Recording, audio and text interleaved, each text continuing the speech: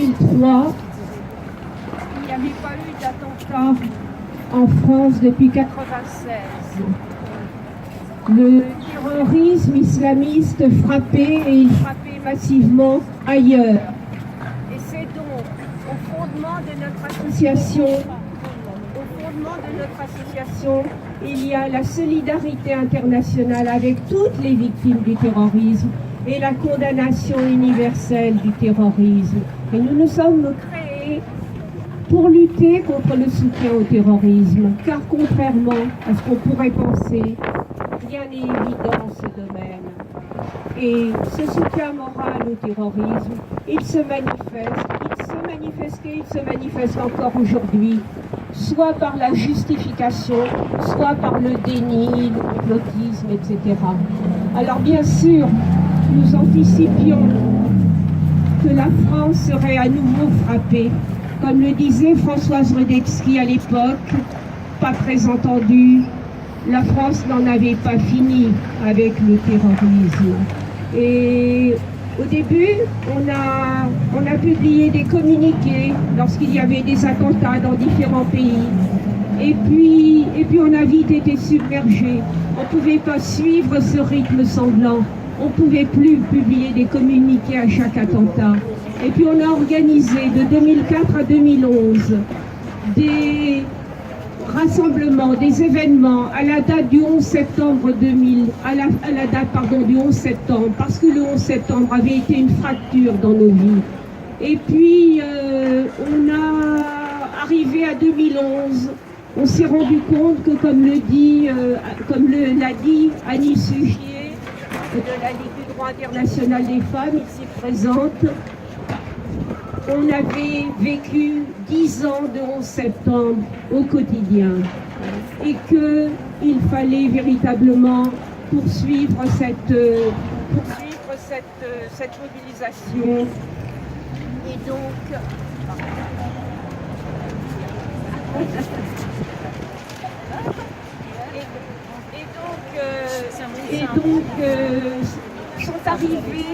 est arrivé ce terrible mars 2012 et les attentats de Mera.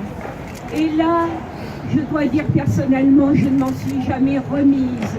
Je ne me suis pas remise du fait qu'un jeune homme, un enfant perdu de la République, ait attrapé une petite fille par les cheveux et les massacré parce qu'elle était juive. Et qu'à la suite de cette atrocité, à la suite de ce crime contre l'humanité, il n'y a pas eu la réaction populaire que j'aurais espérée. Et puis il y a eu ce 7 janvier 2015, et il y a eu le massacre de la rédaction de l'équipe de Charlie Hebdo. Et là, la France a été touchée au cœur, parce que Charlie Hebdo, ça représente la liberté d'expression, la liberté tout court. Ça représente la République française et ses valeurs. Et spontanément, le 7 janvier au soir, on s'est retrouvés, on était des milliers ici. Et j'ai encore dans les oreilles la clameur qui montait « Je suis Charlie ». Et là, j'ai repris espoir parce qu'il y avait eu une mobilisation.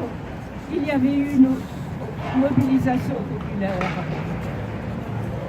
Et parce que Charlie, c'était le courage, c'était la dignité de Charles qui disait, qui avait déclaré et qu'il a vécu jusqu'au bout. Je préfère mourir debout que vivre à genoux. Alors, 3 ans ont passé. Comme on l'a dit, nous respectons infiniment la douleur des victimes et leur droit au silence. Mais il aurait été grave que la société soit silencieuse. Et la société ne l'est pas, et ça, c'est quand même quelque chose dont on peut se féliciter. Différents événements sont organisés et nous les soutenons tous et nous y participons. Nous participons à tous. Hier, s'est tenu un superbe événement, toujours Charlie, de la mémoire au combat. Mardi, il y aura un rassemblement organisé par le CRIF en mémoire des victimes de l'hypercachère et de toutes les victimes des attentats de janvier 2015. Samedi prochain aura lieu à Saint-Denis, organisé par l'Observatoire de la laïcité de Saint-Denis, dont je salue la présence ici même, un événement pour défendre la laïcité et la liberté d'expression. Alors, ce 7 janvier, nous avons voulu, je salue la présence du député, Monsieur Gouffier-Cha, merci d'être là. Et nous aimerions que plus de députés soient présents, mais ceux qui sont présents, on les salue, on les remercie. Et ce 7 janvier, au départ, c'est l'association 17 Plus Jamais, dont des représentants sont quelque part et prendront la parole tout à l'heure, qui est à l'initiative. C'est l'association 17 Plus Jamais, fondée par et animée par Sabrina, qui a pris l'initiative il y a 2 ans d'organiser un rassemblement, un rendez-vous ici. Et nous, on prend le relais parce qu'il se trouve que Sabrina, c'est les accidents de la vie, elle est immobilisée, alors on pense très très fort à Sabrina, on la salue très très fort, de même qu'on salue très fort notre présidente, Béatrice Feck, qui également est immobilisée par une sciatique. Alors, on est là, merci d'être là. Merci d'être là pour cet hommage, pour partager cet hommage et ce message. Est-ce que, monsieur le député, vous voulez nous dire quelques mots? Monsieur Gouffier-Cha, merci. Ah bon?